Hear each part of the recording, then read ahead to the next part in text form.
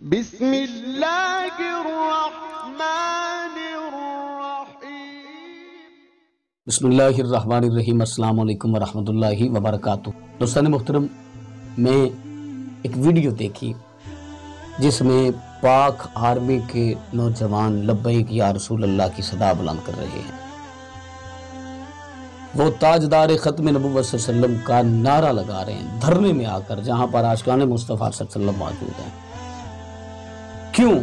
اس لیے کہ ان کے دل میں بھی رسول اللہ کی محبت ہے، ان کے دل میں بھی عشق مصطفیٰ صلی اللہ علیہ وسلم۔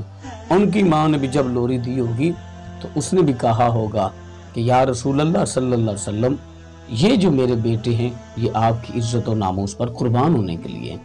اور جب بچپن ہی سے عشق مصطفیٰ کی شمع جلائی جاتی ہے نا، تو وہ قیامت کی شام تک یہ بجھتی نہیں۔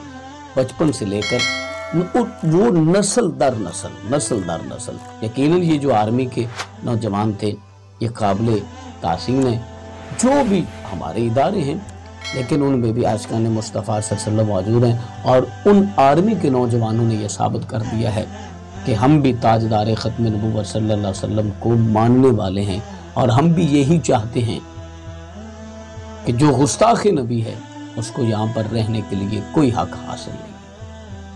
اور ہم ان نوجوانوں کو سلیوٹ پیش کرتے ہیں جنہوں نے دھرنے میں آ کر، عوام کے جھوم میں آ کر، عوام الناس میں آ کر لبیک یا رسول اللہ کی صدا بلند کی، جنہوں نے تاجدار ختم نبوت کا نعرہ بلند کیا۔